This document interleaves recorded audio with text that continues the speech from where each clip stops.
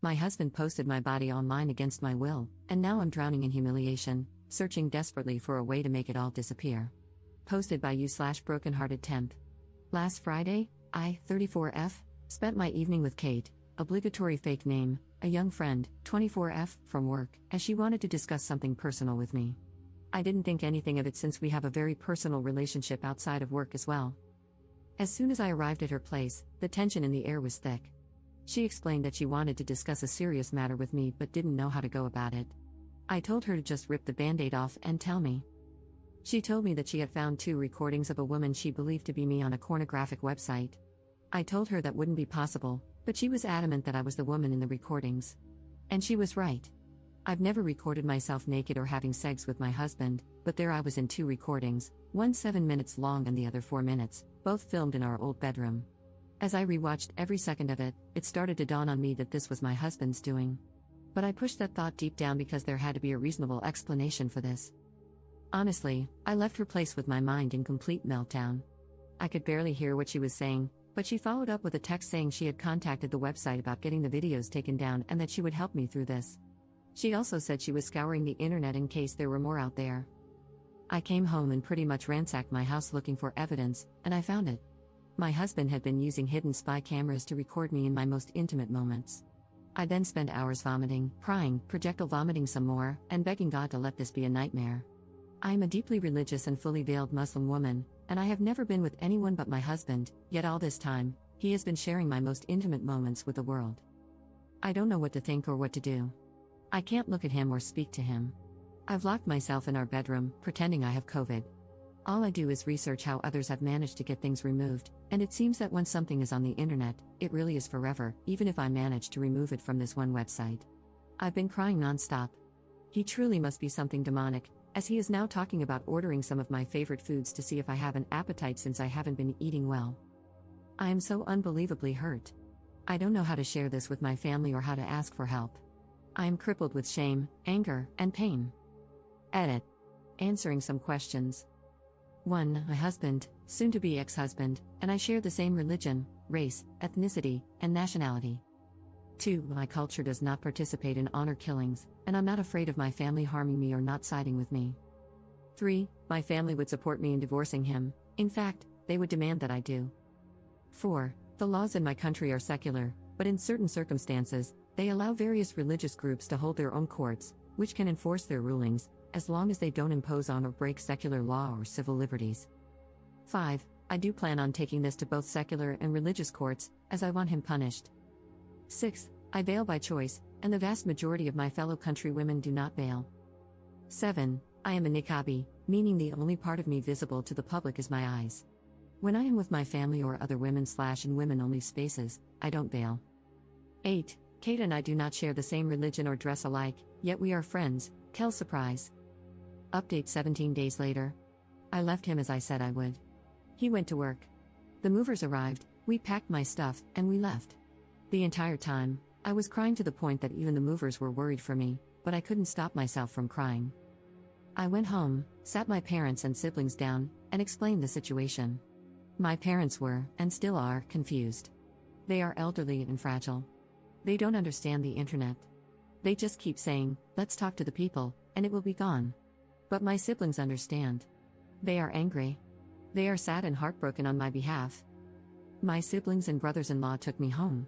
We waited for him, and, well, we had a conversation with him. He denied it at first. So my brothers were firm with him, and he started to be more truthful. He said he did it because he was depressed, because he had a corn addiction, a sex addiction, and because he didn't think anyone would see it. He said he posted only a few. When we asked him to be specific, he said he posted anywhere from 5 to 8. We had him take it down, but who knows how many times it has been downloaded or shared. In that moment, I also found out he had a secret phone. He was also cheating on me with random women and sex workers. All this time, I thought he was working hard, but nope, he was out disgracing himself and betraying our marriage. At some point, he convinced us he needed to use the bathroom, and he somehow managed to call his mother, who arrived at our home with his brother and cousins. There was a commotion, as they were angry at the treatment of their family member. Then things calmed down enough to explain to them what he had done. His mother fainted. She is elderly and not in the greatest health condition. We called for an ambulance. My neighbor had also called the police, and I was arrested by the time the ambulance arrived to take care of my mother-in-law. I spent the evening locked up. Didn't exactly have a polite conversation with him. So yes, I was arrested for assaulting him, specifically slapping him, and he refused to press charges. I got released the next morning and went home to my parents. Cried some more because my parents kept crying. A few days later, I spoke to some lawyers my sister had contacted, as they had experience with non-consensual material being posted online. They had been handling things with the police, as I did press charges, and they are dealing with the websites. I have also started the process of divorce. I went to the clinic and got tested, and luckily, he didn't give me anything, so far, but I have another test scheduled just to make sure. I have spoken to his mother, and she apologized to me, even though it's not her fault. She told me that she understood why I want him punished. She asked that I let it stay in the hands of the law rather than hurt him or have him hurt. He's in hiding, but he still calls and texts me from random numbers. He still lies and tries to manipulate me. I've just been documenting everything he says and texts to me. Oh, at this point, everyone knows. I mean everyone, even little kids. And I feel more humiliated now than I did at first. Relevant comments. Commenter. What did you get arrested for? Ops response. Didn't exactly have a polite conversation with him. So yes, I was arrested for assaulting him, specifically for slapping him, but he refused to press charges, and the police weren't too interested in taking things further. Commenter 2. Brushes over the assault of another person. 2 wrongs don't make a right. Sorry for op, but assault means I can't take your side anymore. Before that, I was thinking, damn, this is so terrible, I have the utmost sympathy for op/you. But then, to assault someone to the point of being arrested, sounds like a bad bunch of apples. Your ex is a piece of crap, but he isn't going to press charges for a massive mistake you clearly made. Maybe you could have been the bigger person instead of dragging yourself down like that. Sorry if I irritate you, I'm just calling it as I see it. 2 wrongs don't make a right, and that is a hugely valuable lesson to learn in life. You came here and shared the story, and since I'm here, I'm allowed to comment on it as I see fit. Ops response. No, I don't accept this. One does not get to victimize me without me retaliating in some manner. Me slapping him does not rise to the same level as what he did to me. Nor do I care about being the bigger person or the whole 2 wrongs don't make a right. I wasn't trying to be right. I don't believe in or agree with that idea. I try to meet people where they are. Of course, you are free to your judgment, your opinions, and your comments since this is a public forum. Second update 3 months later. This man has destroyed everything I have worked for and has completely shattered the little sense of stability and safety I had left. I had to resign from my job, a job that I loved. Jobs don't come easily for me because of the way I look. I can't work there anymore because I am considered a potential danger to the children and staff, as perverted men have started harassing me at work. I work with vulnerable children, and some mothers who have heard about me have started refusing to let me work with their children. Some don't want me involved with their child because their husbands can't stop being inappropriate. Fathers have leered at me or made lewd comments, and one even offered me money to sleep with him. Men have catcalled me more frequently than ever before. Men stare at me. A man followed me from my dentist's office and groped me on the street. Random men call my phone, my family home, and my office to verbally abuse me because my husband has posted my address, personal and work emails, phone numbers, workplace address, and every other bit of my personal information online. It feels as if the eyes and judgment of the entire world are on me. Yes, the vast majority of people are sympathetic, kind, and supportive. Many have reached out, from old classmates to former colleagues, neighbors, members of my religious community, family friends, his family, and many more who have expressed solidarity and kindness. But the crazies and perverts who believe him and are like him are bolder, louder, and much more noticeable. Then I found out from my lawyers and their investigators that he was drugging me and assaulting me as I slept. I suffer from migraines and insomnia and take medication for them. He saw my medication as an opportunity to drug me with my own prescriptions. He was actually bragging on a forum where other perverts congregate, boasting about how clever he was for drugging me with my own medication. They were encouraging him to do even worse things to me. My soon-to-be ex-husband has also decided to spread rumors that I was aware of the cameras and pressured him into posting online, and there are people who believe him. He also changed his mind about not pressing charges. I went to court. The judge and prosecutors were sympathetic and dismissed the case. It was a combination of my lawyers explaining the circumstances that led to me slapping him and his subsequent actions, threatening me, attacking me, doxing me, and blackmailing me by saying he didn't care about the slap and would drop everything if I forgave him. My lawyers used his own words against him, as he had written them in text messages and admitted in a recorded call that I hadn't slapped him that hard and that he'd only pressed charges to harm me. But his crimes against me are still being investigated by the prosecutors. Third update 3 months later. I wish I could say I was feeling better or doing better, but I feel awful and am still struggling with everything. It is still his life's mission to be as cruel as he can be and to stand in the way of every step I take. He is still refusing to work with my divorce lawyer, continues to be difficult every step of the way, and has run off his own lawyers. He is now in his third lawyer, and we are again starting from scratch in the divorce negotiations.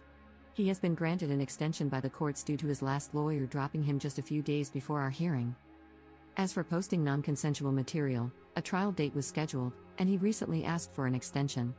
He'll probably be granted it since his criminal lawyer dropped him too. So, in the last month, he has been dropped by both his divorce lawyer and his criminal lawyer. The man is on a roll. When it rains, it sure pours. My father passed a little over a month ago, and my mother is now in hospice care as she prepares to return to God. I'm sad but not shocked, as I've had a long time to prepare for this. My father had been battling cancer for almost 3 years, so I was as prepared as a person can be, and my mother's health had been declining significantly for years due to her dementia. My soon-to-be ex-husband decided it was a great idea to corner me at the venue where we held the after-funeral meal. He waited until I was alone and approached me as I was cleaning up. At that moment, I was exhausted and couldn't muster the rage to chase him off as I had done many times before. So, I just let him talk. He seemed almost decent as he rattled off a million excuses for why things were the way they were. He cried about how awful he feels for hurting me. Then he started telling me how he always felt I was better than him in everything, that I made more money, was better educated, had traveled more than he had, and that he felt jealous of my confidence. In the beginning, these were the things that attracted him most to me, but as our relationship and marriage progressed, they became the things he started to dislike about me. He also said he was angry that I refused to consider being a stay-at-home wife and mother, even though he knew from the beginning that I wasn't the homemaker type. He claimed he tried to be a good husband but that my refusal to bend or let him have the last say in things was a catalyst for his anger and need to humiliate me. He talked about how he had always struggled with addiction but thought marriage would cure his depression, porn, and sex addiction. He believed that if I ever found out, I would have never married him or would divorce him, and that angered him, pushing him to punish me for thinking I was better than him. He was jealous and angry about so many things. But when I said, "So you hurt me because you felt jealous and inadequate in comparison?" he lost his mind, started shouting, and said he knew I would react that way. I decided to refrain from commenting further and just let him spill his guts uninterrupted. For 3 hours, he made excuse after excuse for why he did what he did. But it all comes down to him feeling inferior to me, being jealous and angry that I dared to have a mind and life of my own. He admitted that right before our wedding, he joined an online men's group to help with his porn and sex addiction. One tip given was to make your own porn and watch that instead, but he knew I'd never agree to it. So, it was my fault he needed to spy on me. He claimed he never intended to share the recordings with others, but one day, I angered him so much that, as payback, he posted them, and it felt good. Every time I emasculated him by having my own mind or upset him in some way, he posted more. Eventually, he gained a following, with so many men asking him to post more that he started to enjoy the attention. Other men looked up to him for his sexual prowess. At the same time, his sex addiction resurfaced, and he fell back into the habit of picking up women or, when he couldn't get it for free, hiring sex workers. Then, I guess, it spiraled out of control for him. The more he spent on his addictions, the more lies he told, the more he felt like a failure for making me cover our expenses, and the more he resented me. He got stuck in a cycle of self-destruction, which only fueled his anger toward me. He also said he joined a support group for addicts and started going to an addiction rehabilitation clinic as an outpatient to deal with his issues, and that I should give him credit for that. He feels I should be proud of him for making this effort and that I should take him back since he's putting in so much work. He also believes I should appreciate that he hasn't stalked me since my dad died and that he is sincere in feeling this way. He genuinely doesn't understand why I'm not seeing how hard he's been trying these past few months. In his deluded mind, he thinks his honesty in our conversation should count for something and that I'm just a heartless beach for remaining stoic and unmoved by his tears and supposed vulnerability. Even though he gave a great performance of being human during our conversation, I remained unmoved because there was nothing to be moved by. I simply continued packing up the venue, got in my car, and went home. I'm still not working, I still have crazy men calling my phone at all hours, and I still feel humiliated and embarrassed. The only good thing that has happened is that several of the sites have taken down the recordings and banned him from using their platforms. Fourth update 4 months later. Finally, I have some good news. A while back, I was granted a restraining/protective order, but my now officially ex-husband continued to stalk and harass me.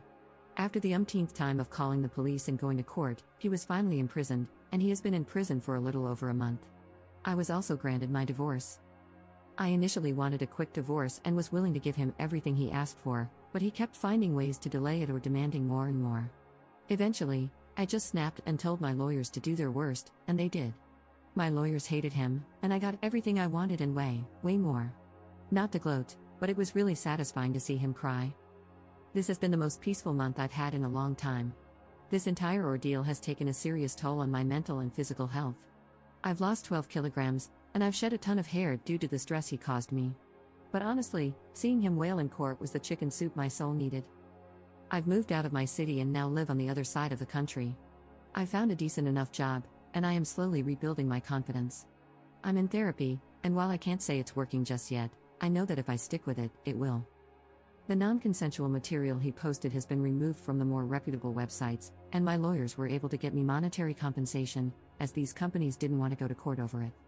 Money doesn't really change things, and I'm still hurt, but it's something. I'm also not so delusional as to think that the material isn't still out there in some form, and I know there's not much I can ever do about that. I'm just trying to make peace with it. My ex-husband will be serving time in prison for what he did, and my lawyers are working with the courts to ensure that gets sorted soon enough. I think the reality of the consequences is becoming very clear to him, as I've heard through the grapevine that he attempted suicide and is now in protective custody until his trial date. He is facing up to 30 years in corporal punishment, and I absolutely look forward to it.